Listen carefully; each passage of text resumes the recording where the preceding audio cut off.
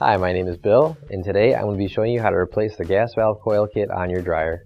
The reason why you might have to do this is because you're not getting any heat or because your clothes are taking too long to dry. For this repair, we'll be using our short screwdriver and a regular size screwdriver. Warning: before doing any repairs, please disconnect your power source. So this is our dryer that we're going to be using for this demonstration. It's a Maytag. Keep in mind your dryer might be a little bit different than what we've got here, but the same technique should still apply. The first thing you want to do is make sure you turn your gas off. So I'll be using a Phillips head screwdriver, and it's our little short stubby guy because we're dealing with an awkward angle and not a lot of space.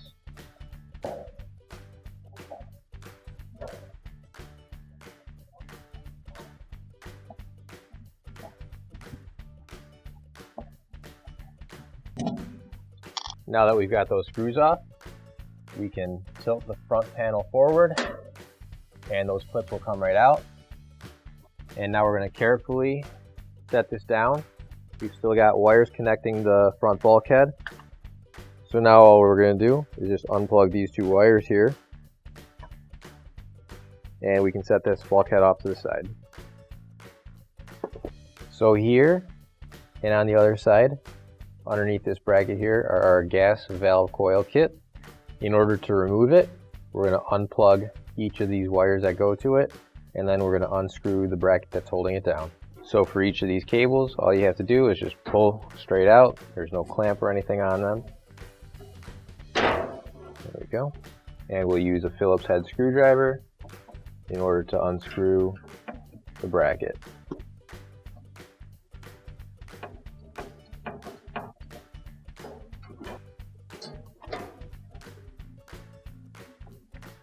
And now that it's unscrewed, we can take off the bracket. And now when we're just putting this back, you just want to remember the 3-prong one is on this side, the 2-prong one's on this side over here, and you can pull each coil straight off.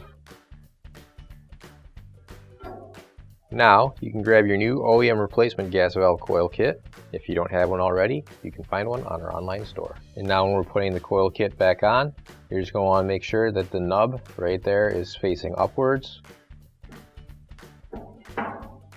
And same thing for the other one. Just make sure that nub is facing upwards.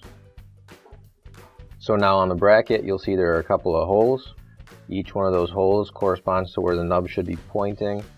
So you just want to line that up as best as you can, and then you can put the bracket on. So before we tighten it down, we're just going to make sure that those little nubs go into the holes. There we go. And now we can screw it down.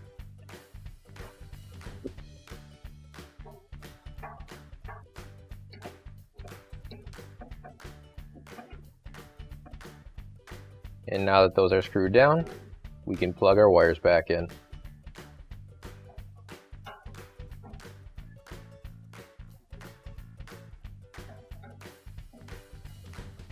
And now we can hook the wires back up.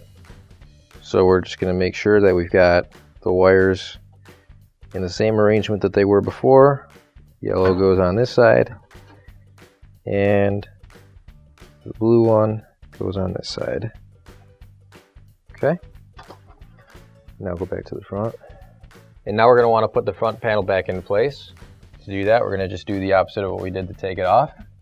We're going to pick it up and angle it a bit and just tilt it back until you hear both of those clips snap into place. Then you should be able to close it up.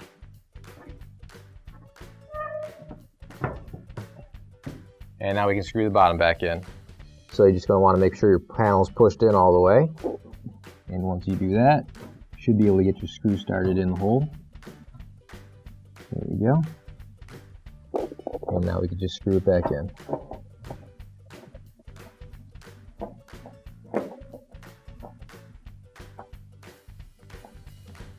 There we go.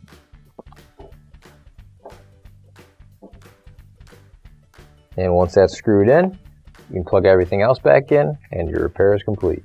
And now we can turn our gas back on. Finally, don't forget to plug in your appliance. If you need to replace any parts for your appliances, You can find an OEM replacement part on our website, PCApplianceRepair.com. Thanks for watching, and please don't forget to like, comment, and share our video. Also, don't forget to subscribe to our channel.